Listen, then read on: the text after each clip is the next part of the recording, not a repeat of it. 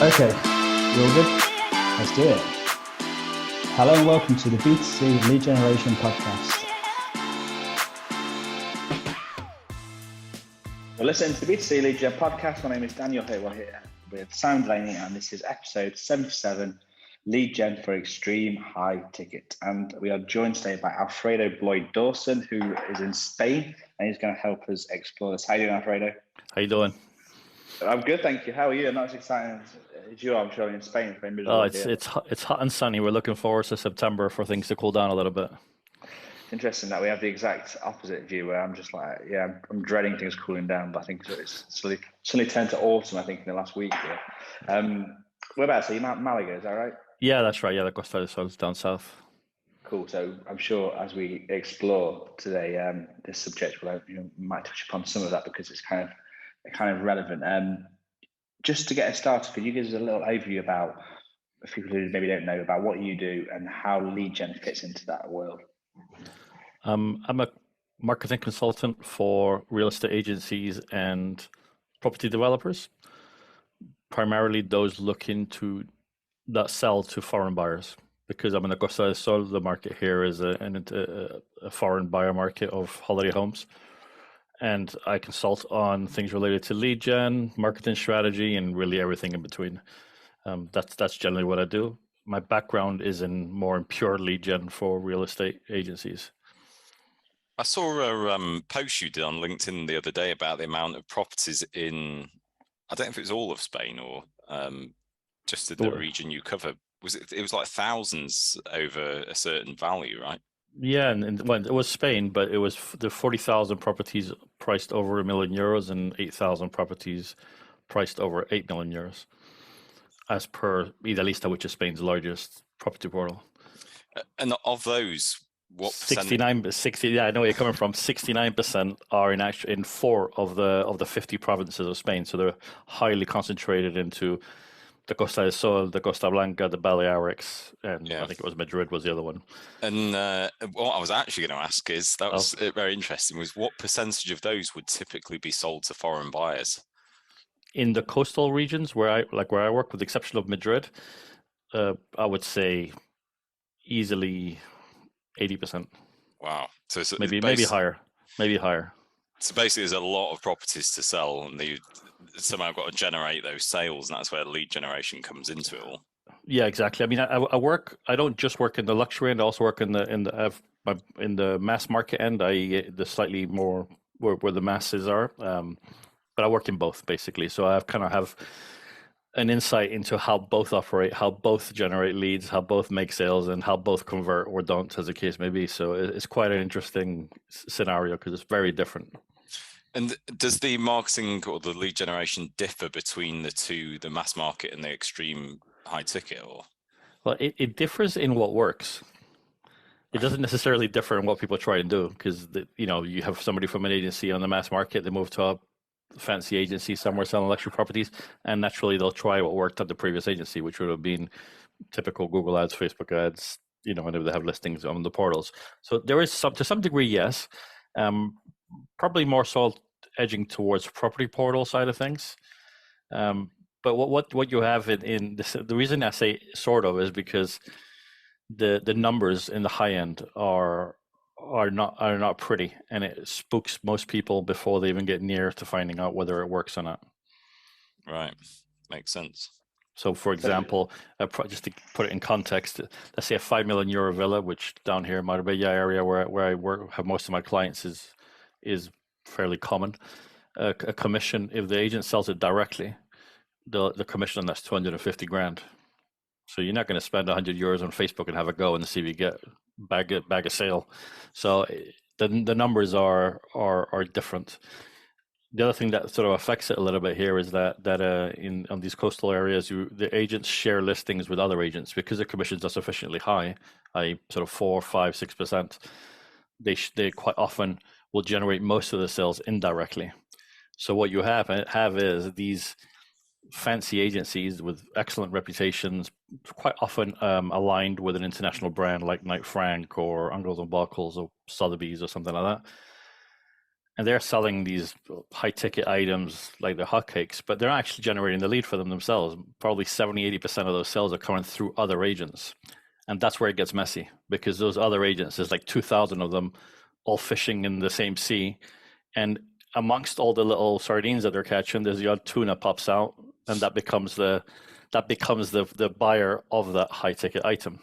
Meanwhile, the posh agency is doing their listings on property portals. They're doing, maybe do some exhibitions, some offline stuff. They'll maybe do some Google ads, a little bit of remarketing, boosting some posts on social and stuff like that. And they're putting everything into the same pile. And they kind of, they tend to take a very macro view on how successful things are. And there's very little analysis goes by. But it's almost like if I don't see it, it doesn't hurt. Because if you do start analyzing some of the numbers, you realize that a lot of the sales are coming from not what you thought they were. So it's a very fuzzy environment. And because of high ticket items, what you have is any new agency that comes into this space wants to start there, understandably. So you have 90% of the agents chasing 5% of the market, basically.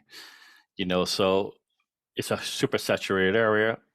Probably most new agencies would be wasting their first year gradually lowering their expectations of what their average sale price is going to be. They go down $1 million every quarter, and it ends up. Yeah. So if you take, for example, I just had a little look a second ago, and on Spain's largest property portal, I just took a look at, for this area, from I think it was from 8 million up, and did like a price search, and on the first page where there's maybe 25 results of properties, 17 are for the same villa. 17 different agents. And these are different real estate agencies that are listing that property. So and then they'll be buying leads or marketing it individually, and then it has one real estate or property agent that it's actually with, and they have to share whichever Some will one be of their those. own. A mixture. Yeah, out of those 17, one will probably have the listing, and the 16 are allowed to promote it. And what happens if the lead goes to one of the other 16 and they manage to convert the lead, the guy that didn't get the lead is going to get 50% of the commission anyway. So it's a very funny situation. You can literally, on the high end, it's about the listing. I mean, it's that way in England. In Spain, it's kind of different because of the shared thing. But in the high end there, if you've got good product, then you kind of sit on it, and they shall come through all these thousands of agents trying to bag it. Because you have 2,000 agents going for that millionaire or that billionaire, and 1,999 fail, but the one that gets the sale. So the guy with the listing doesn't really care. It's interesting in a way. It reminds me of when lead generators do lead generation for a brand. So let's say, I don't know, it's for Virgin Broadband, and Virgin will be sponsoring, let's say, fast broadband speeds in London. And so people will be typing that in, and then the lead generators also bid on the same keyword. So even though they're selling the leads to Virgin when they collect them, they're actually pushing the overall CPCs up of everyone, but they're all going after the same thing. It kind of reminds me exactly of that, because they're bidding after the set, and it's whichever one that person happens to see out those 17 and clicks, and then the person who put that ad up that was associated with their real estate account. Yeah, I mean, well, that's on the portals where it's a little bit more visible. If you go into Google Ads and stuff like that, then you need to be a little bit more cunning to find what people are up to. But really, the listing agents, the person with a listing, the ones in there with a bit of savviness will say, you can share this, you can sell this, but you can't list it where I'm listing it. Yeah, that's what I was going to say, because that's what it makes sense to do. Because otherwise, you're just like diluting the possibility of getting that lead. You own the listing, and in the high end, it's very much about the product, because there is a lead gen in the traditional sense. There doesn't seem, I haven't found after a decade of looking for it, a formula that you could put the kettle on for it. Whereas in the mass market, I could tell you, for example, ballpark 1% of leads converts to sales in property.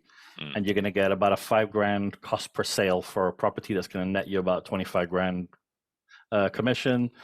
And that's more or less the number, more or less, depending if you go Facebook, the conversion drops. If you're going into sort of further down the funnel on the tail keywords, the conversion rate goes up. If they've got a good CRM, blah, blah, blah, blah, blah. But basically there's a formula in the mass market that you can take an agency and say, look, do these things, and this is what will come out of it. And if you do your follow-up correctly and you have all the information passed across and you track it back, you're going to know where your sales are coming from.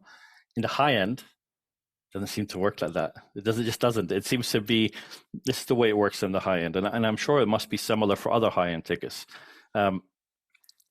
You have, for example, a chap whose cousin bought a mansion 10 years ago from somewhere, and then they suggested it's a referral to someone else. Then they Google something. Maybe they did go on to saw a YouTube video from another agent about that mansion, and it's so multi-touch that when you actually take 20, just a small number of sales in a year, 20 sales, 50 sales, 10 sales, it's quite difficult to track all the different touch points to actually attribute where did this come from, because invariably it seems to stem from someone we know, someone that's heard of us, someone that's come through international, but there will be lead gen in the middle of all that.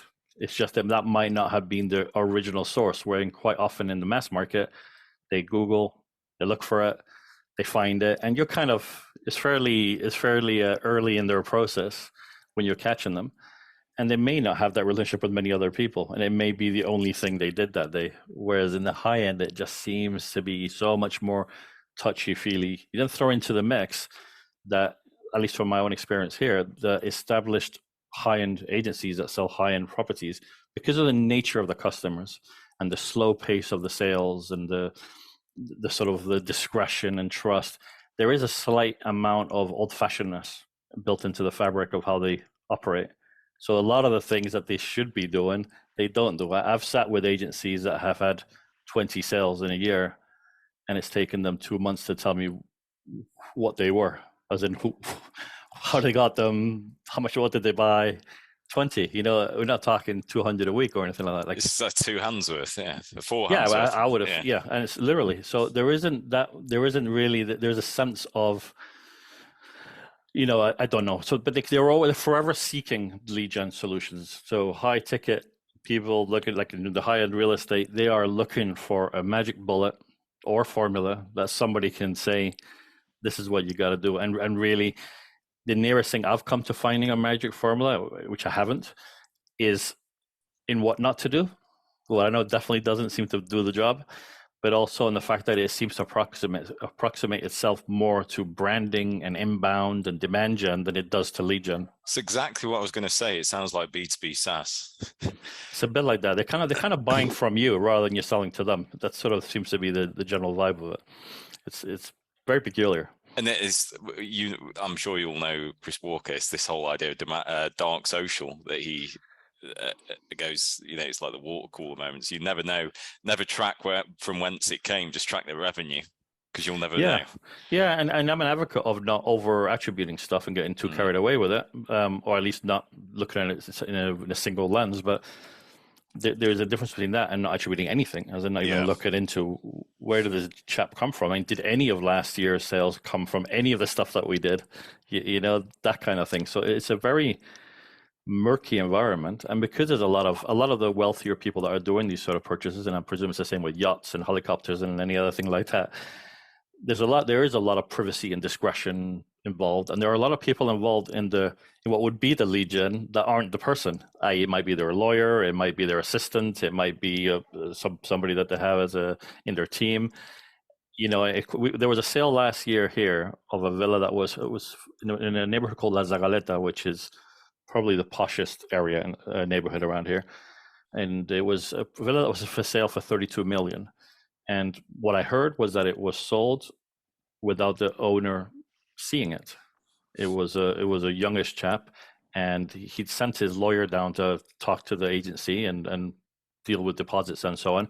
And it was sold subject to viewing, as in I understand there was a little clause that he could get out of it even when he saw it wasn't what it was supposed to be. But the 32 million euro villa sold remotely, but through a lawyer, not with the person themselves. So that's the world it's in. It's super interesting, but very difficult if you're trying to offer lead gen advice, or somebody in that environment says, "Look, I need to sell more product. What do I do?" There doesn't seem to. I reckon there is a formula. I just don't think anybody has had the opportunity to measure it, because the numbers are so big. Just to give you an example, a lot of the time, what these agencies will do is they will hire one company, then they'll hire another company. They'll, more so than in the general mass. The KPIs they don't really look at. So there's a real binary success failure thing going on with that. And to give you an example of where that €5 million villa, they sell it, they list it on, say, James Edition, which is luxury marketplace, and that might cost them $20,000 a year, say, to list some properties, including this one. If by December, they do it on the January 1st, by December 31st, if they sell one, they're getting 250 grand commission for a 20 grand investment. But what if they don't? And will they wait that long, etc.? And there lies the problem. It's very, very tricky. Yeah. It's interesting. When we came up with the title for this podcast, we initially just had it as lead gen for high ticket items. And then we said, with items like that, 32 million euros, we're like, that's not enough. We have to put extreme high ticket into this, I think. And so redefine it slightly. So I'm glad you come out with these numbers to sort of justify that decision. Yeah. It's not like a Mont Blanc pen for £300 or something like that. No, they're big numbers. But I think when we are dealing with that, I think something I want to ask you, I know you'll have a vague, very answer to this, but I think people will be interested to know, what are the kind of costs for leads within this world, roughly? Like, I know we have a broad spectrum, but like, just to give ourselves some context. If you were to, this is the fuzzy answer. For the fuzzy answer comes leads. Say, for example, for Facebook, they get cheaper the bigger the house, but they also get more rubbish. The nicer, the fancier, the fancier the villa, the more jacuzzi, more Ferraris you see parked in front of it, and the more helicopters with models coming out of it into the pool in slow motion that you see, the more of those leads you're going to get, and the rubbisher they're going to be. So it actually gets cheaper, bizarrely, than regular ones, but almost impossible to convert unless you have a really sophisticated process, and the people doing it understand numbers, and they say, let's just stick 5,000 leads through this machine, and we got a sale. We've made, it's 250 grand commission. Why not? Let's try it. I haven't really seen anybody do it that way. Then on Google, on more normal terms, on Google, if you just go for the high tickets, you could get a lead for like £50 or something like that. It's not unusual to get a lead for £50. The problem lies in getting enough of those leads. You see, so I could get you a couple of leads for this fancy place and a couple of leads for the other fancy place a month for £50, £30 even, £70. But if you say, well, I need 100 of these to convert to a sale, let's say that's your conversion rate, I'm saying you have to wait 7 months because there aren't 100 to be had. And there's lies the issue. If you push for volume, you have to broaden. And as soon as you broaden, intent drops. And as soon as intent drops, you're back with the fairies. You might as well go on Facebook and get some of the dreamers from Montenegro or somewhere. And that's the thing. So the only thing I have seen work, so it's just not all, I don't know. The only thing I have seen work is, and this goes back to my fishing analogy. If you go fishing in the sea with a big enough net, you're going to catch a few tuna, right? As long as you're actually going for some sardines, right? So what I have seen work is that if those in the mass market, if their wheels are oiled nicely and they're doing enough volume, and they got a good people running the campaigns for them at Google, Facebook, that sort of thing, they will be getting a percentage of those leads will be the bigger fish. They will be in there, but you can't put the kettle on for it, and you can't scale it, and that's where the tricky part lies. So you can't sort of say, oh great, that one there had a budget of 5 million and we sold to him. Let's have all of them be that, and then all the numbers go crazy. I've done campaigns where it goes, 50 euros a lead, 100 euros a lead, 500 euros a lead, and just before it gets to thousands a euro a lead, everybody panics and turns everything off. So that's why I was saying that I think there probably is a number, and probably if you did the math, it would still pan out worthwhile for a 250 grand commission. I've never seen anybody dare go that way. So they've got the same problem of the property portal. If you put it in, it doesn't, by the December the 31st, if you haven't done it, it's like, should we carry on? Should we wait a year? It's that. It's very much that. So it's quite interesting in that sense. But sorry, go on. No, you go on. I was just going to say, with the Facebook and Google ads where it's like direct so obviously with Facebook, what you're doing is interrupting someone's flow, and I'm guessing when the property gets bigger and the imagery and everything, it's almost like it becomes like a competition, I suspect, which is like, you know, the lesson.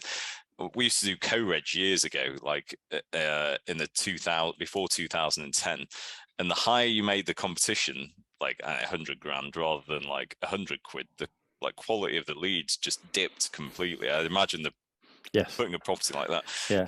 But for the mass market stuff, when you're doing Facebook or Google ads, are you listing like a property as an ad, or is it a link to the site and saying, "Are you interested in Spanish properties?" How does that like feed through? There's different ways, but normally it would be very old school. It would be one or several properties within a price range, within a specific area, with that would then bounce off to a landing page, and in the landing page it would have a selection of properties or developments with new developments within a fairly tight price range. So you're not serving everybody and then just pleasing nobody, within a very defined area, and then just, you know, the picture, a few USPs, price and form. So it's quite a low intent at that point, where you're kind of buying is the intent from the initial search. You kind of say, well, I know you're a buyer because you're looking. Give me your details. Just make sure that I can put you in the right bracket. So you normally control it via the ad and the price on the ad. So it'd be, I don't know, for argument's sake, penthouses in Marbella from 350,000. They'd go to a page where there'd be a bunch of penthouses for 350,000, just a picture, a couple of details of each. And so you're buying that intent of, I want a penthouse in Marbella or Puerto Banús or wherever it is. And then when you're following up the lead, you got a bit of work to do there, because they most likely, when they see the rest of the pictures of that one penthouse, they're not going to want it. It becomes more work for the sales team, but at least they're coming with intent and relevance to what they're looking for. What happens is if you do it badly, is you start broadening. House in Spain for 250 grand, and suddenly you go to a landing page with like 8 million euro villas in Marbella, and it just all bounce out. So it's generally done in that sort of way. You know, it can be for specific developments, and that's kind of one of the reasons why generally campaigns for estate agents here versus developers, estate agents tends to work much better, because you have freedom of product. So you don't care. It's like you're selling the magazine ad in the back of the magazine, where you have the new Volkswagen Polo from 999, and they show you the 30,000 euro pound version whizzing around the corners, and at the bottom it says model shown is the 30,000. You know, and it's that kind of principle with the lead gen. You know, you show the penthouse, and then you put from 250,000 pounds or whatever, and that's like the penthouse is like 2 million, and it's a little bit of old school marketing.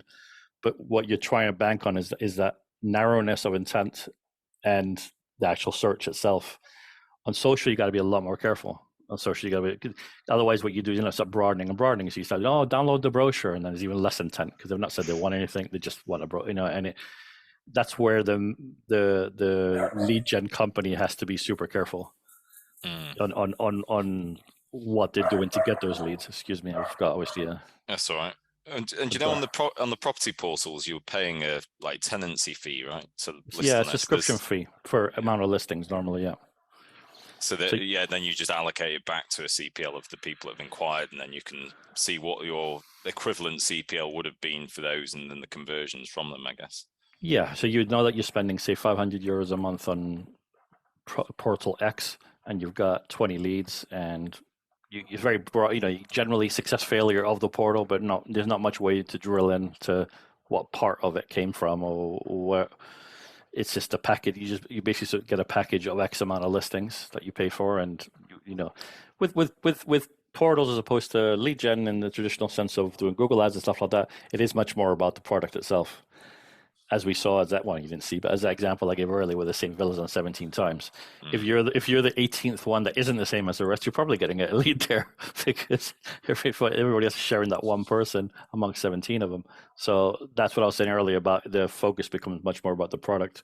In the mass market, you could put pretty much anything, a picture of a house with a pool and a starting price and a location, and as long as you have product within that, so it's not complete fiction, then you're going to get the intent, and you're going to be able to convert that lead.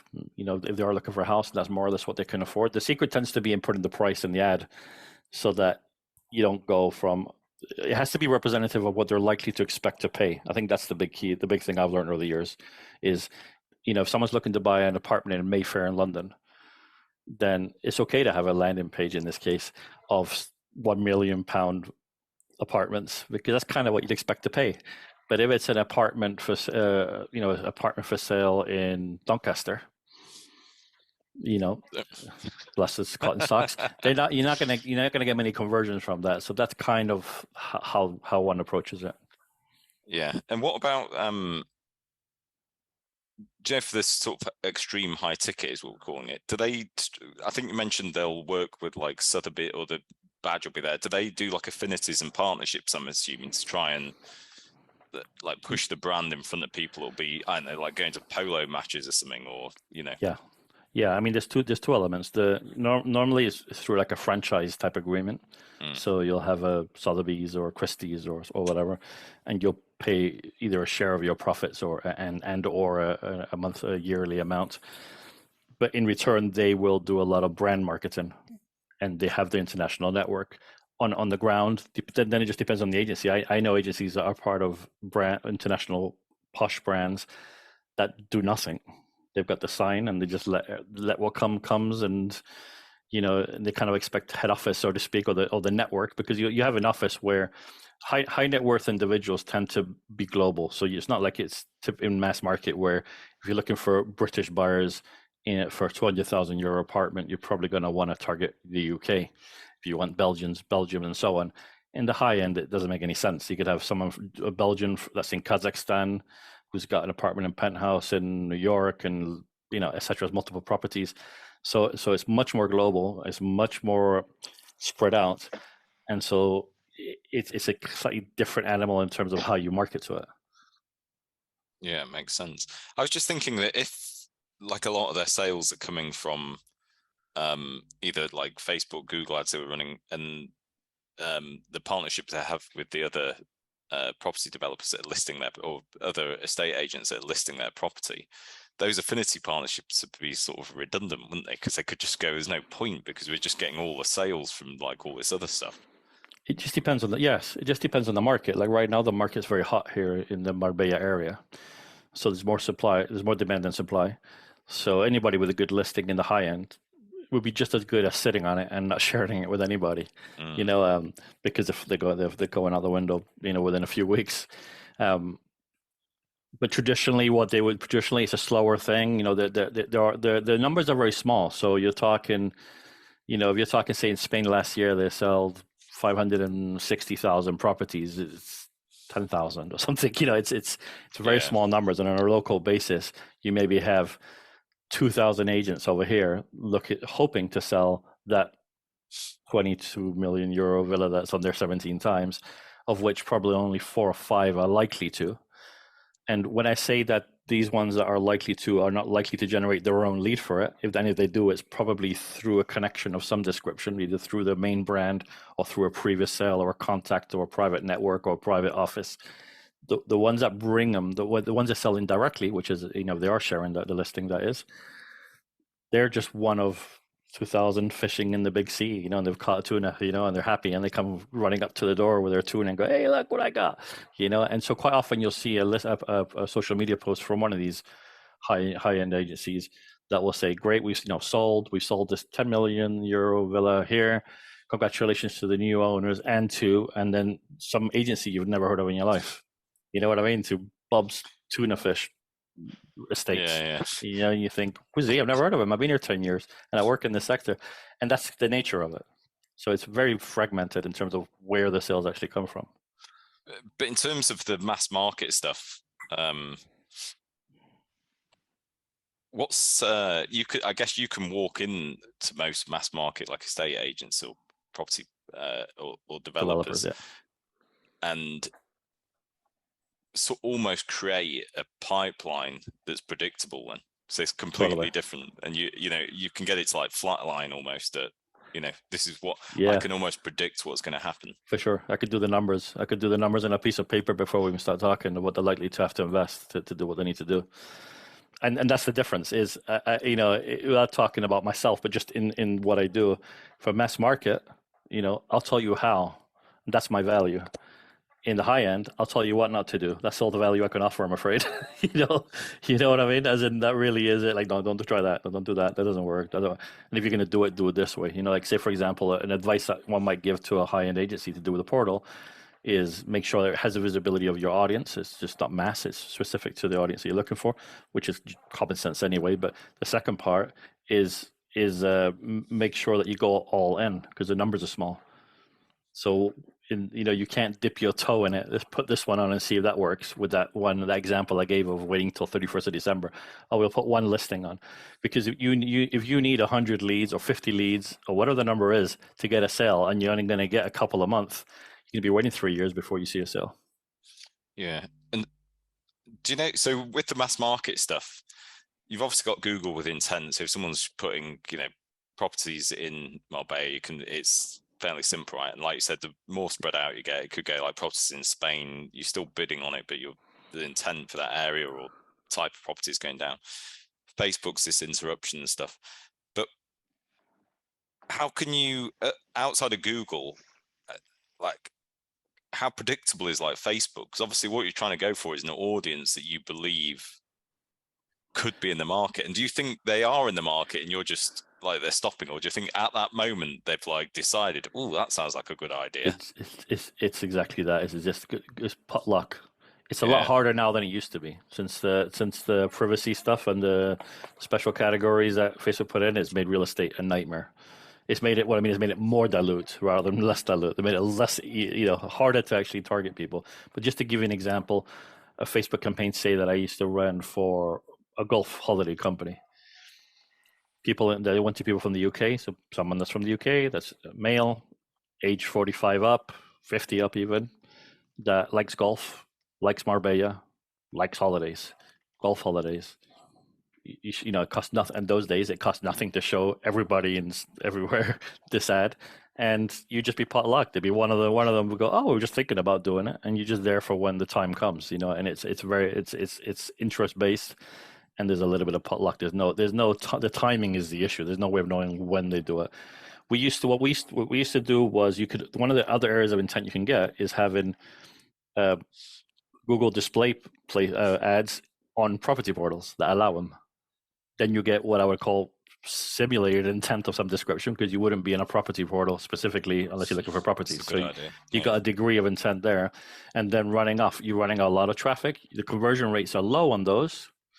But what you then do is remarket them. This is when you remarket them through Facebook. So then you use that part of it with that audience. You have the pixel, and then you follow them around on Facebook and Instagram, and you've already got that intent from elsewhere. That used to be the formula that used to work. The tree got a little bit more tricky recently, but that's how we kind of combated the intent issue. I think we've had a really good sort of deep dive into the extreme high ticket world there, specifically your area. But what I want to do, just to sort of wrap things up for people listening, is put in a little bit of pressure and say, for someone who's in lead generation, but maybe they're operating low ticket items, and they're thinking, right, I want to get out. They've heard these numbers, they've heard these big figures, like, I want to get involved in this world. This sounds like it's a place for me. I want you to give them just one piece of advice that can be something to do or not do, which one thing to take away where you think, right, this is a thing to remember, to write on a piece of paper above your desk before you start working. Can't be don't do it. I would say, if I had to give you one thing to do, is stick with intent and stay narrow, stay focused, and don't fall to the temptation to push for volume through one channel if it's not letting you have the volume. Find a different channel. It's funny that.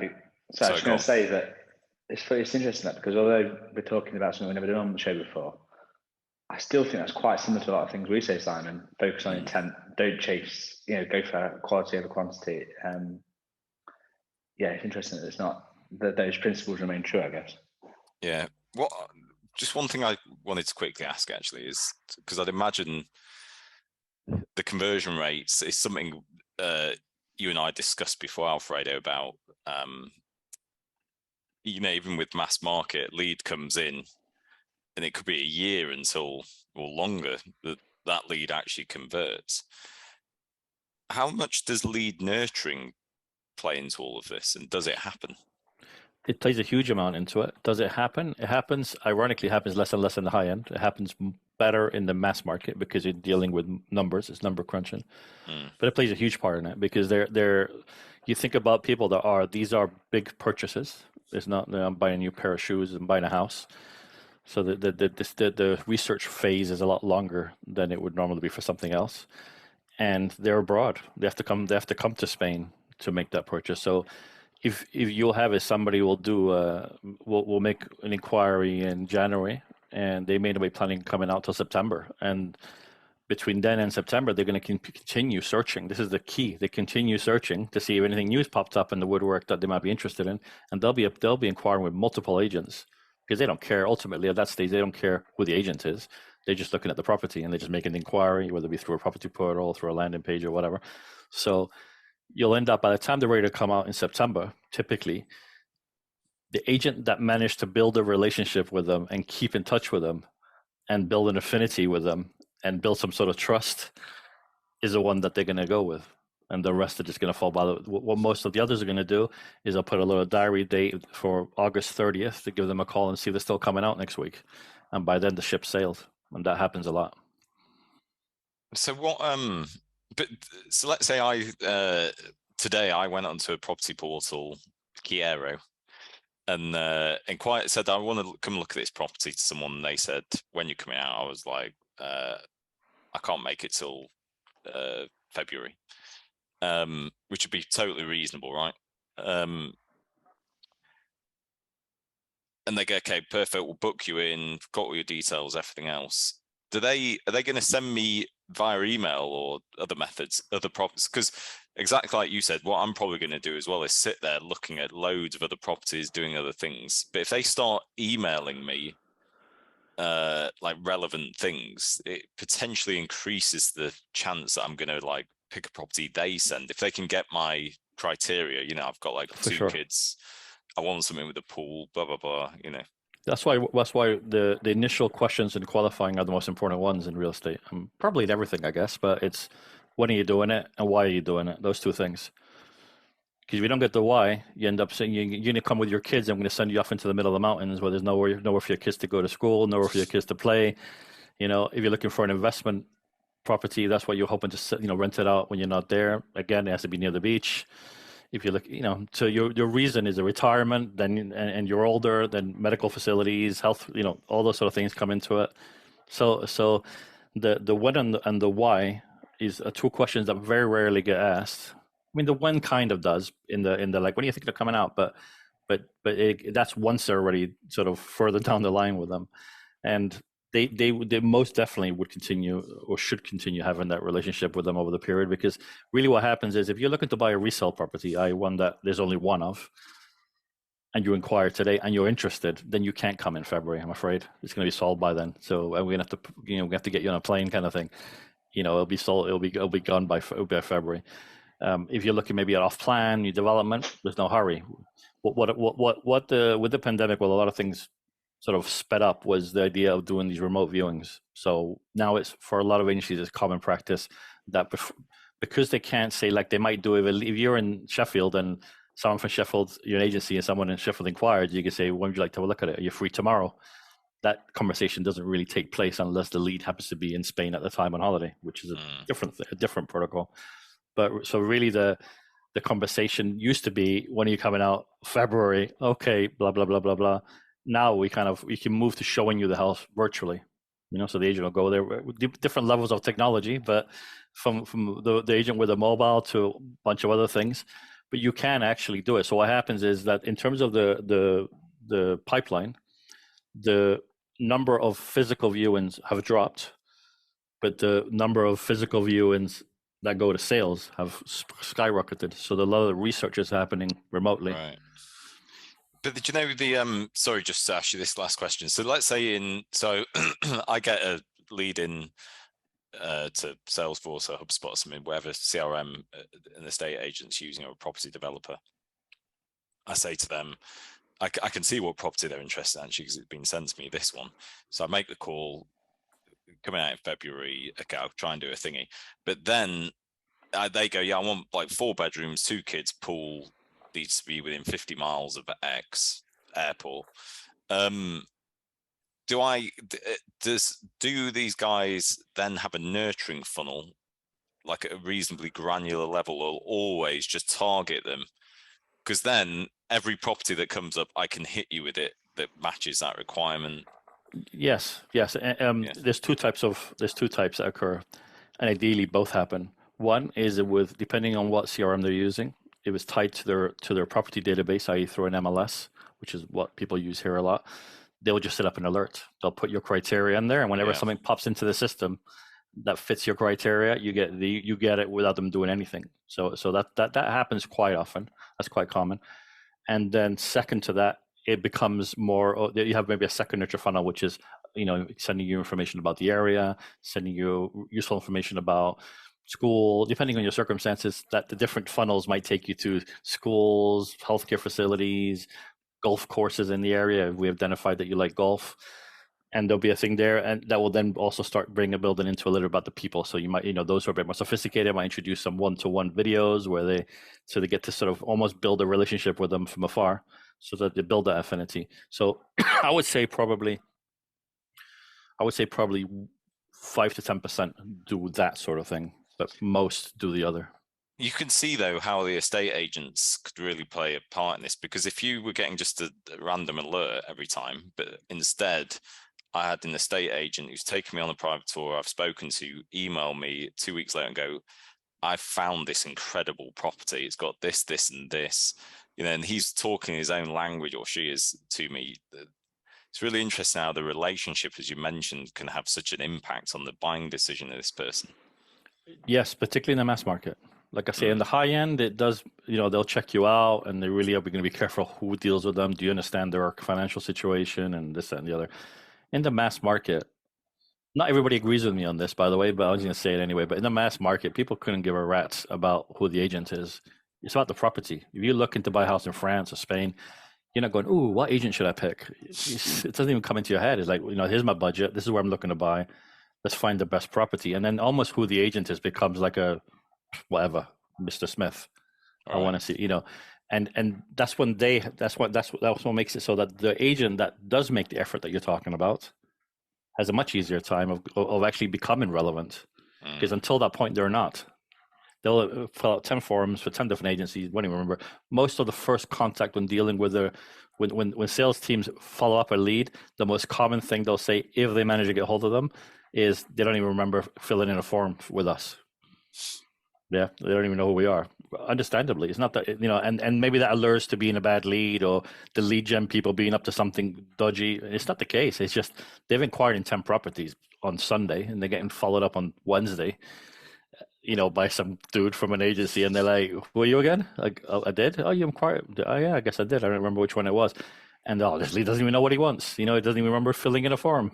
And that happens a lot. But that is an opportunity for those who do exactly what you said, to actually just be that person and nurture it and create that relationship, because then it switches. Then you build a little bit of trust, and then it's like, I trust Alfredo. Alfredo will let me know when something good comes up. If I find something, and I've seen this happen regularly, is once you build that relationship, even if they haven't bought yet, once you build that relationship, they will find properties that other agents have and send it to the dude that they like and say, hey, what about this one? The buyer will go, I found these 3 on this portal. That's what I was thinking, is this and that's relationship. Yeah. And just before we finish this, my brother-in-law, just going off piste, was talking about he wants to buy a house in Croatia. He's been on holiday there, and he started sending me messages going, do you want to do it with me? Blah, blah, blah. And I was looking at things. Anyway, he sent me this one. It was like, check this out. So I actually emailed the whoever it was listed with, and said, exactly. What it had is like a radius of where it was, right? But I wanted to know exactly where it was. It was like a 50-mile radius. I was like, it's useless. I want to look on Google Maps where this house is. So I emailed them and said, hi, this property that's for sale, can you tell me exactly where it is? And the guy emailed me back like 3 days later because I just remember thinking this is awful, like, because you're like me from this background, and I know how to respond to people. He just put, "What kind of property are you looking for? Let me know, and I might be able to help you." And I was like, I just didn't even respond. I was like, "You got to be fucking joking me." Yeah. I've just told him the exact thing that I want. All I want is an exact answer to it. And in the CRM, you're going to get marked as a crap lead that's going to get sold off. And the other agent that you're talking to is going to sell. I had the benefit at one point when I was working at an agency doing lead gen for maybe 30 agencies estate agencies at the same time. I would literally see the same lead come in for 2 or 3 different estate agencies within half an hour of each other because they found it in different places. And just know that these guys are going to do the sale, and that these guys here are going to go, these leads are crap. You know what I mean? Because they're going to do exactly what you did 3 days later, and maybe just send you back what you already saw, and you don't answer. Maybe you asked a question, is it near the beach? They don't answer the question, and they just go, here's everything you saw 3 days ago. Enjoy. Yeah. And the alternative could have been so much better, like a very quick response with, "It is here. Anything, is there anything else that you want to know about it?" Sure, it's here. Would you like to have arrange a remote viewing? I'll take a little walk around and show you on my phone. And there's so much in lead gen. It's like a balancing act, isn't it? The marketing and the sales, they both have to be sort of rocking. Yeah. But with real estate, at least, which is my bit, the biggest ball gets dropped, other than the usual one, which is time, taking too damn long to do it. So I'm excited on a Saturday night. I've looked at 15 houses. On Tuesday, and in a meeting, an accounts meeting, I'm not that excited anymore, and I'm not going to answer the phone to you. So it doesn't mean I'm not a buyer. I just don't want to deal with some estate agent on a Tuesday afternoon. But you have the speed to lead element, but then the biggest thing in real estate, because of the nature of what you're looking at, exactly what you said in terms of where is it, that was your question, that wasn't apparent on the portal or wherever you saw it, is the appropriateness of the response. That's what takes the conversation forward. The number of times, and I could count thousands of leads I've seen where the response to an inquiry is just a lorry load of information backed into their inbox of stuff they just saw, and there's not even like a, do you want to see it, or what? And they say these leads are no good. And I say, what did you ask them? You didn't ask them anything. You just told them what they just saw. So that tends to be where they really drop the ball heavily. It's sort of like in your case, I've been waiting 3 days, and now you can just send me a bunch of information that they didn't ask for. Just go away. Well, I think as well, like, you can't be getting that many leads. Like, so like you said, even if you've got a pack of information that you could send someone, if someone asks you a really specific bit of information, fine, send the pack, but just answer the questions. They can just look at it and go, that's what the answer is. I don't know if we spoke about that when we chatted, but I had an example of a guy I was doing some work for a developer in Soto Grande, a fancy area, not far from here. And I was checking all their CRM and all their leads and what they would do to follow things up and so on and so forth. And there was one dude that had put, these were like $500,000 up apartments. And he said, "I'm very interested." It was inside a golf course, the development that is. And he said, "I'm very interested in this. Does the price include the membership to the golf course?" And this lead had been 4 weeks earlier. And I'm looking on the CRM. Thankfully, they were using HubSpot. They could have been using Databall or whatever else they might have to do. But they were using. It was all in the CRM, and there was no answer to that. There was the reply had been, "Here's the brochure. Here's the PDF. Here are the floor plans. Here's this. Here's that." So I asked the sales team. I said, "Look, why haven't you guys answered his question?" And the answer was, "It's in the brochure." And because it was HubSpot, he hasn't clicked on the brochure. Yeah. So 4 weeks later, he still doesn't know where the bloody thing includes that membership to the golf course. There's a line, isn't there, which is reduce friction. Yeah, and I think using your technology to make you give a better service. So if they had used the technology there a bit better, they could see that he'd asked that. They could see he hadn't clicked on the brochure they'd sent him. So forgetting whether it's a good idea or a bad idea, even if they put a line saying it's in the brochure, at least the guy would have been halfway there. But by seeing that looking that he hadn't clicked on it, if they were reviewing their own leads, they would have known that this guy still didn't know whether it included the golf membership, and that's the follow up going crazy. Yeah, so I find it odd. It's like the value of the sale doesn't seem to be tied to the sort of treatment that the leads get sometimes, because you can get better. Not that I'm sure there are a lot of people doing it correct, but I suppose it can happen when you believe the leads are bad. You'll find agents that just sort of, they bypass stuff and just, unless it's like ready to buy immediately, they just ignore it all. And like you said, it just needs that bit of extra care and touch. And unless you're getting billions of them that you can just, mince through constantly, you may as well spend a bit of time on them. Yeah, for sure. I mean, the most common thing is just simply they get a belief. Almost the worst thing that I could ever do, which I did, but in retrospect, was put source Facebook on a lead, because I might as well put in bin. You know what I mean? Don't bother. Yeah. You just weren't going to get the attention. And that sometimes is the way the information actually works against you. Yeah, makes sense. Fredo, it's been an absolute pleasure having you on the show. Tons of value in there and fascinating insights into your world. I'm sure people will listen to that will absolutely love it. Thank you for joining us. My pleasure. Thanks. Nice talking to you guys. Speak to you later. Thanks for listening to the B2C Lead Generation podcast. Be sure to hit subscribe to hear more from those at the very cutting edge of the lead gen world.